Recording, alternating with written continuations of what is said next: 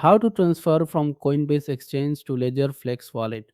Hey everyone, today we're doing a full guide on one of the most important things you can do for your crypto security, moving your funds from an exchange like Coinbase to your Ledger hardware wallet. This process involves two apps, so follow along carefully. First, we need to get your secure receiving address from the Ledger Live app. Open Ledger Live, select the crypto account you want to deposit to, like Solana in the video, and tap Receive. The app will show you your address, but you must complete the crypto security step. Tap Verify your address and connect your Ledger device. You need to physically look at your Ledger screen and confirm that the address displayed on it exactly matches the one in the Ledger Live app. Once you've verified it, go ahead and copy the address. Now head over to the Coinbase app, tap Transfer, then Send Crypto. Choose the same asset you selected in Ledger Live. In the recipient field, paste the verified address you just copied from Ledger Live.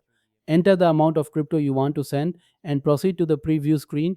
After you confirm the details and tap Send Now, you'll need to complete a final security step like entering a code from your authenticator app. Once that's done, your crypto will be sent from Coinbase to the safety of your Ledger wallet.